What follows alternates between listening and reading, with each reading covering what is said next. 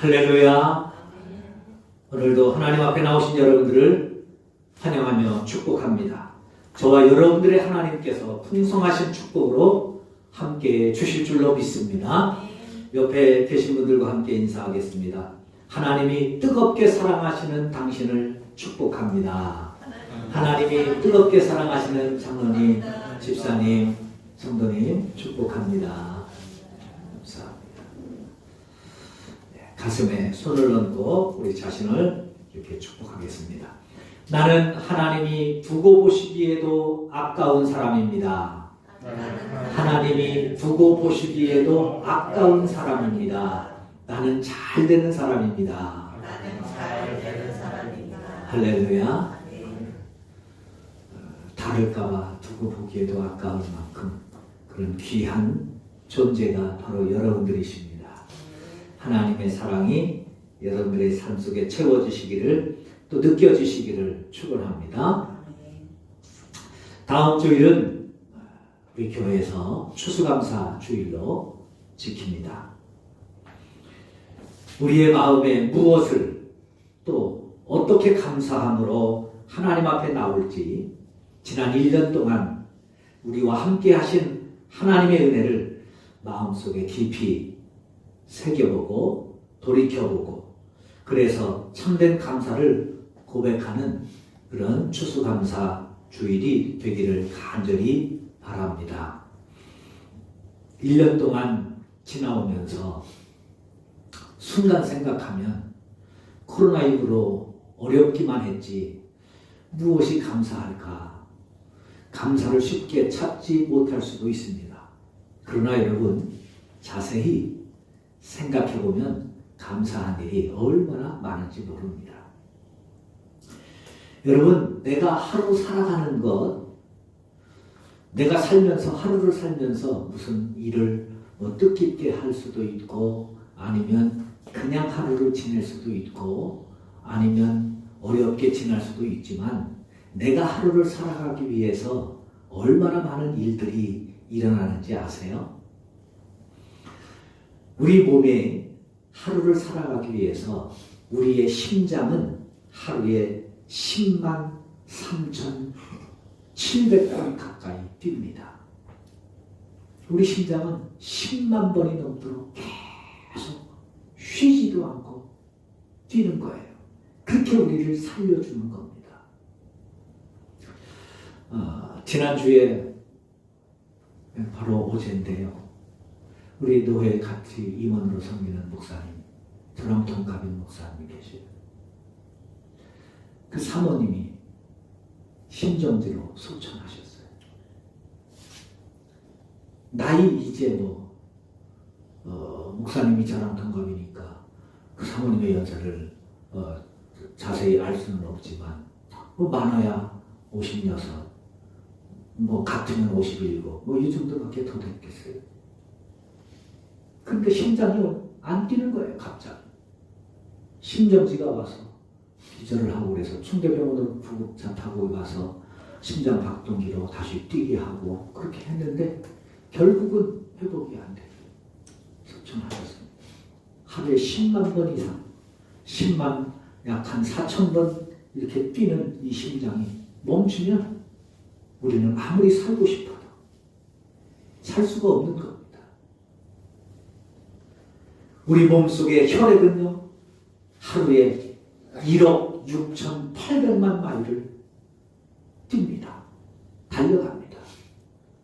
우리 몸을 수없이 곳곳을 다니면서 말초신경 끝까지 혈액을 제공해 주면서 우리를 살려내기 위해서 어마어마한 일들을 하고 있는 것이지요. 숨은 하루에 2만 3,040여 번 쉽니다. 하루 살아가면서 우리가 무슨 생각을 하고 말을 하고 움직이는데 우리의 뇌세포는 700만 개가 움직이면서 우리를 살려내고 있다는 사실입니다. 이게 우리 몸의 인체의 신비입니다. 우리 심장이 오늘 날씨도 별론데 오늘 하루 쉬어야 되겠다. 쉬면 어떻게 되겠어요?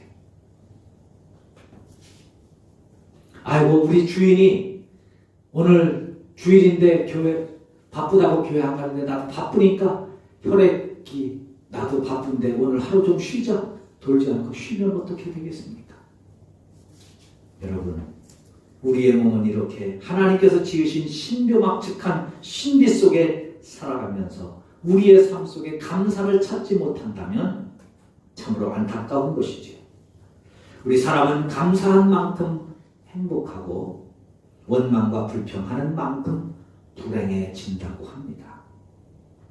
내 환경이 좋지 못해서 내 처지가 좋지 못해서 내가 불행한 것이 아니라 내 모습이 건강하지 못해서 내가 불행한 것이 아니라 내가 감사하지 못해서 원망하고 불평하는 것 때문에 불행해진다는 것이지요. 추수감사주의를 앞두고 우리의 마음의 광산에서 감사를 많이 태어내는 저와 여러분들이 되시기를 바랍니다. 감사는 믿음의 결과입니다. 믿음으로 있는 사람이 감사할 수 있는 것이죠. 그래서 하나님 감사합니다. 예수님 사랑합니다. 이 기도는 다시 한번 생각해봐도 놀라운 신앙의 고백이 아닐 수 없습니다. 여러분 하루에 쉬지 말고 시간 날 때마다 기억날 때마다 기도할 때마다 하나님 감사합니다. 예수님 사랑합니다. 이 기도를 통해서 하나님 앞에 감사를 회복하고 우리의 마음의 광산에서 감사를 태어내고 하나님 앞에 온전한 감사를 드리실 수 있기를 바랍니다. 그래서 다음 주 추수감사주일 예배 때는 그냥 일반 감사 헌금을 추수감사 헌금으로 명목 바꾸는 게 아니에요. 일반 감사는 감사로 하시고 1년 동안의 감사를 그곳에 담아서 여러분들 주고 쓰게 다 이제 헌금 봉투를 받으셨을 텐데 한 주간 동안 생각하면서 묵상하면서 무엇이 감사했는지 어떻게 감사했는지 얼마나 감사했는지 생각해 보세요. 내 심장이 잠깐 쉬어서 병원에 한번 갔다 온다고 생각해 보세요. 그게 몇만 원이면 됩니까? 1, 2만 원 감사로 그게 될 것 같아요? 우리의 마음에 정말 감사를 담아서 온전히 하나님 앞에 드리실 수 있기를 간절히 바랍니다. 마태복음에는 특이하게 예수님의 설교가 많이 나옵니다. 예수님의 설교가 5개가 나와요. 첫째는 마태복음 5장, 6장, 7장에 나오는 우리가 잘 아는 산상수훈이 나옵니다. 두 번째 설교는 마태복음 10장에 전도대를 파송하시면서 하시는 전도 설교가 나옵니다. 그리고 마태복음 13장 오늘 우리가 읽은 23장의 천국에 대한 비유 8개의 비유 천국 설교가 나옵니다. 네 번째는 마태복음 18장의 교회 공동체 속에서 성도들이 교회 공동체 속에서 어떤 마음으로 어떤 모습으로 하나님을 섬겨야 되는지 공동체의 생활에 관한 설교가 나오고요. 그 다음에 마태복음 24장, 25장에는 우리 성도들이 하나님을 섬겨나갈 때 이 세상의 종말의 때 어떤 현상이 있는지 그래서 우리는 어떤 믿음으로 살아야 되는지 하는 종말에 대한 설교를 5가지 설교를 마태가 의도적으로 마태복음에 예수님의 설교를 기록하고 있습니다. 마태복음은 유대인인 마태가 유대인들을 위해서 기록한 복음서라고 말씀을 드렸죠. 그렇기 때문에 상당히 유대교적인 생각들이 베이스에 깔려 있습니다. 우리는 알지 못하지만 유대인들은 이 마태복음을 쭉 읽어가면서 유대인들이 느낄 수 있는 그런 감정들을 많이 알 수 있어요. 우리가 한국인들이 많이 느끼는 그 구수함, 된장 맛의 구수함, 또 숭늉 맛의 구수함, 이거 다 한국인들만 느끼지 외국인들은 된장 먹고도 구수하다고 하고 숭늉 먹고도 구수하다고 그러면 이게 도대체 구수한 게 무슨 맛인 거야? 외국인들은 모르죠. 그냥 우리 한국인들은 다 알잖아요. 마태복음이 그런 거예요. 유대인들이 마태복음을 쭉 읽으면서 느끼는 그들의 감성 중에 하나는 뭐냐 하면 마태복음 13장의 중요성을 느끼게 되는 겁니다. 왜냐하면 유대인들은 중요한 것을 가운데 두는 그런 생활의 습성들이 있습니다. 무슨 글을 쓰더라도 중요한 것은 가운데 두는 거예요. 그러니까 예수님의 설교를 5개 의도적으로 넣었다고 했잖아요. 그 5개를 의도적으로 넣은 것은 마태복음 13장이 중요하기 때문에 그걸 가운데 두는 겁니다. 그러니까 예수님의 설교가 다 중요하죠. 그러니까 여러분, 제 설교를 통해서 은혜를 혹시 못 받으시면 예수님의 설교인 마태복음 5장, 6장, 7장, 마태복음 10장, 마태복음 13장, 마태복음 18장, 또 24장, 25장을 읽으면서 예수님의 설교를 많이 들으세요. 할렐루야. 근데 그 설교를 통해서 은혜도 못 받는다 그러면 저도 답이 없습니다. 그 예수님 설교를 들으면서도 은혜를 못 받는다 그러면 답이 없어요. 어떻게 하겠어요? 여하튼 예수님의 설교가 너무 중요한데 그 가운데 있는 이 마태복음 13장은 너무너무 중요합니다. 유대인들은 다 압니다. 그러니까 여러분, 우리도 이 마태복음 13장 이 예수님의 설교를 중요하게 여기고 또 복음서 1천도 운동을 하면서 읽어나가실 때 마태복음 13장이 되면 좀 자세히 읽어보시고 묵상도 해보시고 그렇게 하시면 좋겠습니다. 그런데 그 마태복음 13장에 보면 예수님의 비유가 8개가 나옵니다. 앞자로 이야기하면 시, 곡, 겨, 누, 보, 진, 그, 집 8개. 씨 뿌리는 비유, 곡식과 가라지 비유, 겨자씨 비유, 누룩 비유, 보물 비유, 보화 비유, 진주 비유, 그물 비유, 집주인 비유 이렇게 8개가 나옵니다. 그런데 이 8개의 천국에 대한 설교니까 굉장히 중요하잖아요. 왜? 우리가 천국 가야 되는 건데 그 천국이 어떤 곳인지, 그 천국은 어떤 사람이 가는 곳인지 이것을 말씀하고 있는데 그 8개의 비유 가운데 오늘 본문의 이 비유 1절부터 9절에 나오는 이 씨 뿌리는 비유가 그 8개 가운데 가장 중요합니다. 제가 느끼기에. 왜 그런지 아세요? 예수님이 8개의 비유를 말씀하시면서 그 비유가 무슨 뜻인지 해석해 주신 비유는 오늘 이 비유가 유일하기 때문에 그렇습니다. 예수님이 비유로 들려주신 이유는 그거예요. 이 말씀을 듣고 제발 좀 깨달아라. 그래서 쉽게 깨달을 수 있도록 비유로 들려주시고 그를 통해서도 깨닫지 못하는 사람은 어쩔 수 없는 거예요. 그래서 깨닫도록 들려주시는데 이 씨 뿌리는 비유는 들려주시고 나서 제자들에게 이 씨 뿌리는 비유가 얼마나 중요한지 다시 설명해 주십니다. 그래서 18절부터 보면 다시 이 씨 뿌리는 비유를 예수님이 다시 하나하나 일일이 설명해 줘요. 그래서 오늘 예수님이 설명해 주시는 이 설교를 통해서 함께 우리 천국은 어떻게 우리가 받아들여야 되고 그 천국을 어떻게 가야 되는지 그 말씀을 함께 나누려고 합니다. 먼저 첫 번째로 천국은요 하나님이 씨로 우리에게 주신다는 겁니다. 한번 따라해 보실까요? 천국은 씨로 주십니다. 이거 굉장히 중요합니다. 여러분 신앙생활하면서 이거 잊어버려서 이거 알지 못해서 낙심하고 실망하는 사람들이 얼마나 많은지 몰라요. 우리는 하나님 앞에 기도하잖아요. 기도할 때 어떻게 기도하느냐 하면 열매를 구해요. 열매를. 천국의 열매를 주세요. 축복의 열매를 주세요. 기도의 열매를 주세요. 감사의 열매를 주세요. 열매를 구합니다. 그리고 결과를 구해요. 결과를. 하나님 제가 지금 이렇게 사업을 하는데 대박나게 해주세요. 결과를 구해요. 문제가 있는데 이 문제를 빨리 해결해 주세요. 결과를 구해요. 그런데 하나님은 응답은 뭘로 주신다고요? 씨로 주시는 거예요. 그러니까 하나님이 우리의 기도를 들으시고 응답하셔서 씨로 주시는데 우리는 열매를 구하고 열매를 찾으니까 씨는 눈에 안 보이는 거예요. 그래서 하나님이 내 기도는 응답을 안 하신다고 생각하고 낙심하고 좌절하는 거예요. 대부분의 사람들이 여기에서 넘어집니다.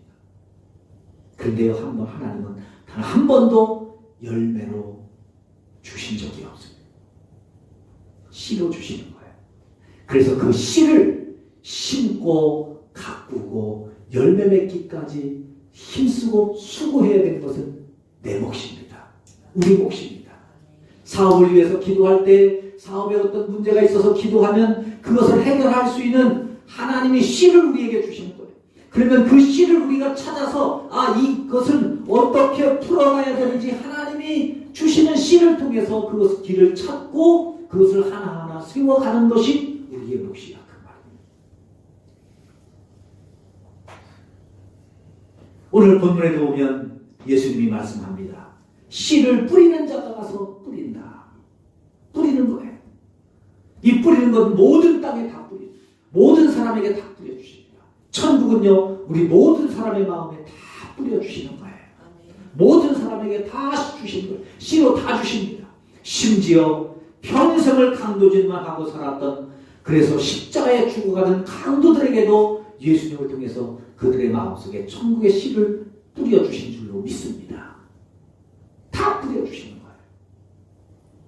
감옥에 있던 지존파로 그 끔찍한 범죄를 저질렀던 그들, 막가파, 고재봉,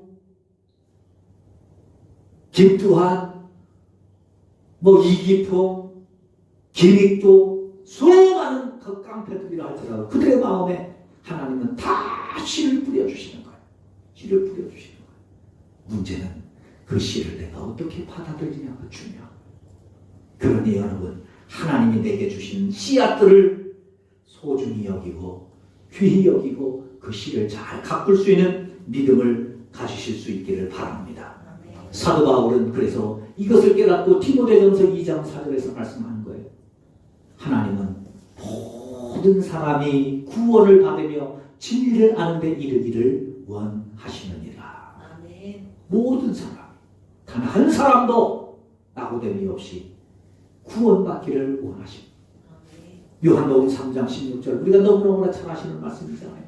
하나님이 세상을 모두를 이처럼 사랑하사 독생자를 주셨으니 모두에게 다 예수 그리스도의 이름을 주시는 거예요. 문제는 그 씨를 어떻게 받아들이고 가꾸는 사람이 되느냐 하는 것이 중요하죠. 그래서 그 다음에 이렇게 말씀하는 거예요. 누구든지 그를 믿는 자마다, 모두에게 씨를 주시는 것은 당연한데 그 씨를 거두는, 믿음으로 거두는 자에게만 영생이 주어지는 거예요. 아멘.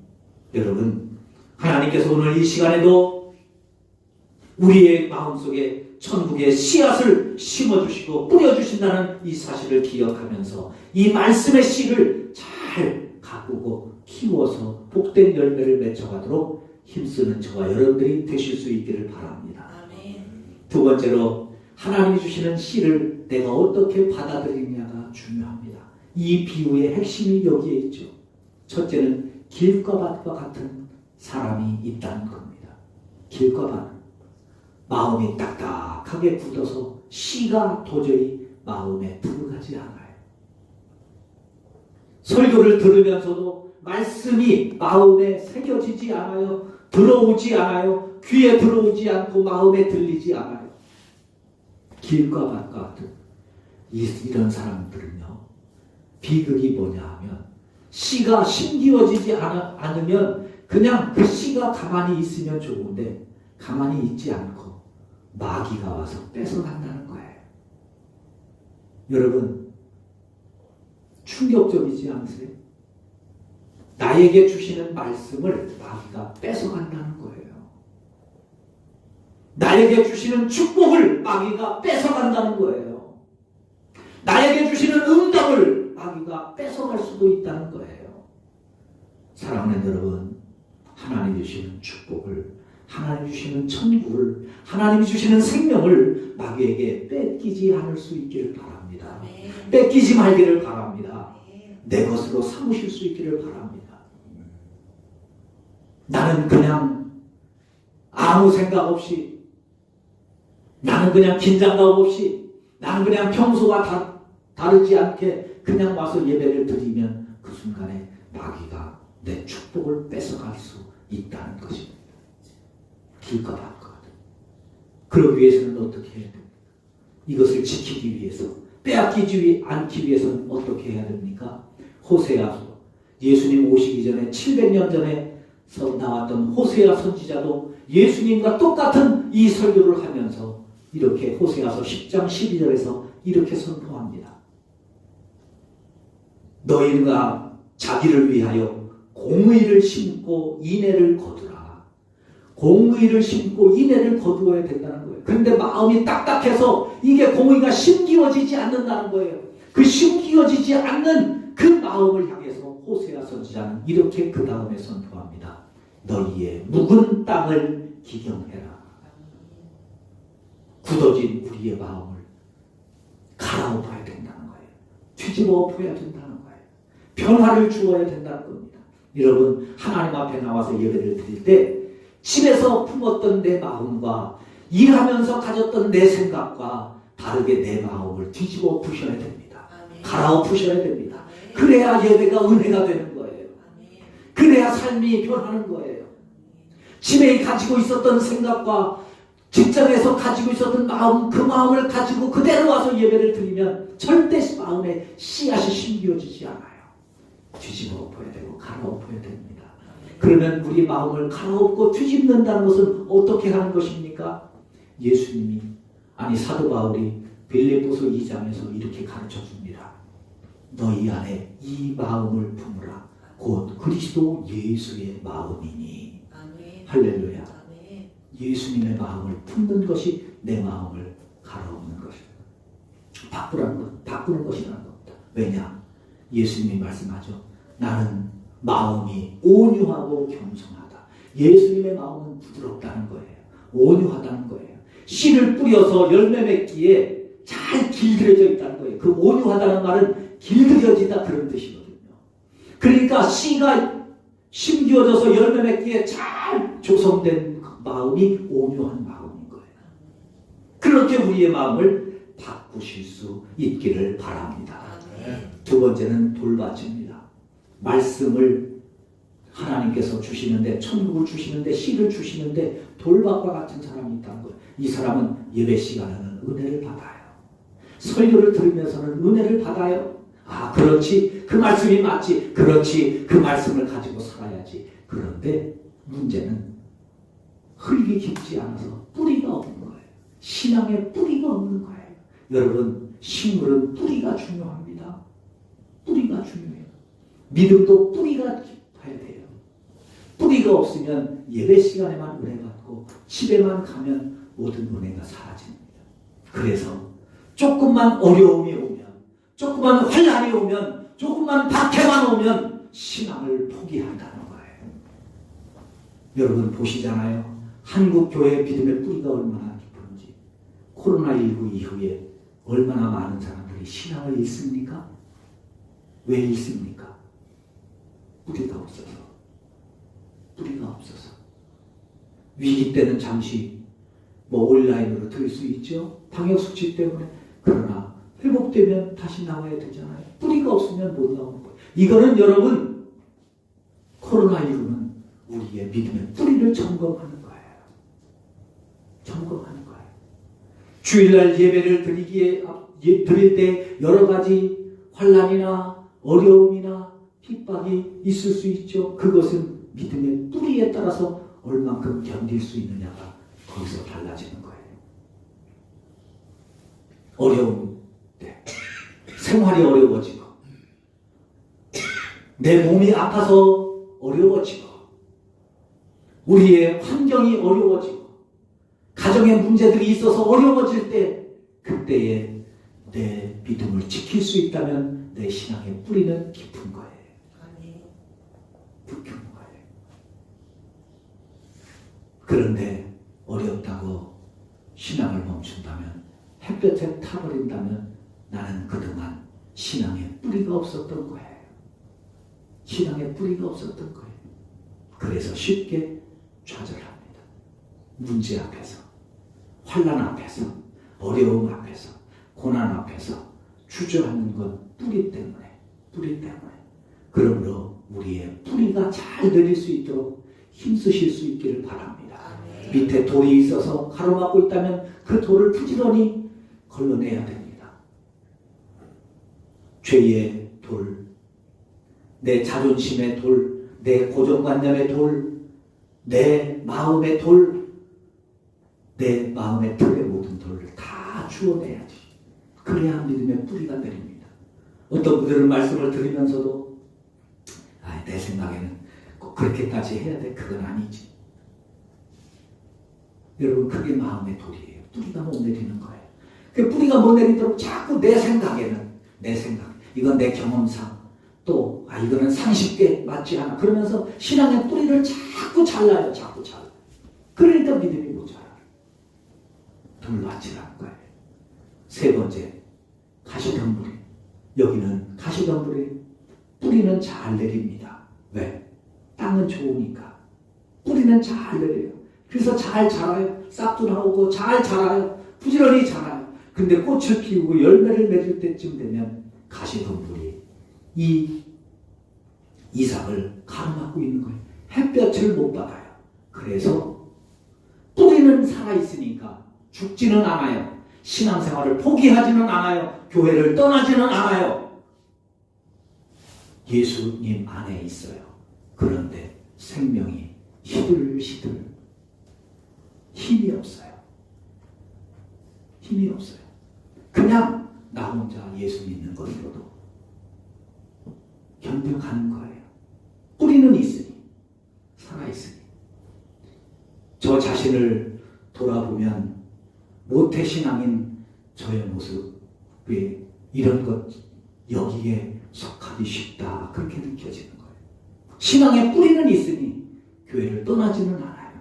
왜? 하나님 믿어야 되는 거 알거든요. 믿거든요.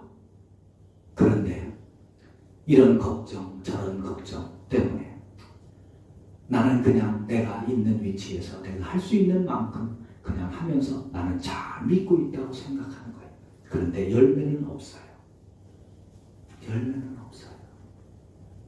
안타까운 모습입니다. 예수님의 설교입니다.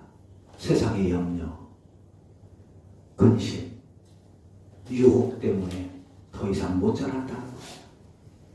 어느 정도까지는 잘 자라요. 어느 정도까지는 잘 견뎌요. 어느 정도까지는 잘 성장해요. 그런데 그 이상 못 자라는 거예요. 그냥 거기에 머물러 있는 거예요. 그리고 시들시들 그냥. 그것이 가시밭과 같은 것이라는 겁니다. 여러분, 가시덤불 돌이 걷어내셔야 합니다. 살면서 근심이 없던 적 있으셨나요? 예수 믿으면서 유혹이 없던 적 있으셨나요? 없잖아요. 근심이 없고 유혹이 없는 건 죽음밖에 없어요. 살아있는 한 끝없이 우리를 유혹하는 유혹들이 다가옵니다. 심지어 예수님이 공생애를 시작하시는 순간부터 마귀는 유혹합니다. 열매 맺지 못하도록 돌로 떡을 만들어 먹어라. 성전 꼭대기에서 뛰어내리라. 내게 절해보라. 그 방법 말고 다른 방법, 이런 방법이 있지 않느냐? 좋은 방법, 좋은 수단과 같은 것을 가지고 유혹합니다. 마지막 예수님이 십자가에 돌아가시는 그 순간까지 로마 군인들을 향해서 십자가 위에서 내려와 그러면 믿겠노라고. 예수님을 조롱한 게 아니에요. 내려오면 나도 믿겠다는 거예요. 그것만 보여주면 나도 믿겠다는 거예요. 여러분, 이 로마 병정과 같은 신앙의 모습이 우리 속에 있지 않아요? 하나님 이것만 해결해 주시면 나 잘 믿을 겁니다. 하나님 나 이것만 해결해 주시면 나 정말 잘 믿을 겁니다. 로마 병정의 유혹을 지금도 우리가 예수님 앞에 하고 있잖아요. 이거 가시덤불 걷어내셔야 됩니다. 걷어내셔야 됩니다. 그래야 열매를 맺습니다. 그래야 열매를 맺습니다. 그러기 전까지는 내 믿음은 여전히 시들어 있어요. 힘이 없어요. 믿음의 근력이 없어요. 예수님 안에 있기는 하지만 가시덤불을 뚫고 나가지를 못하는 거예요. 이 위기를, 이 고난을 이겨나가지를 못하는 거예요.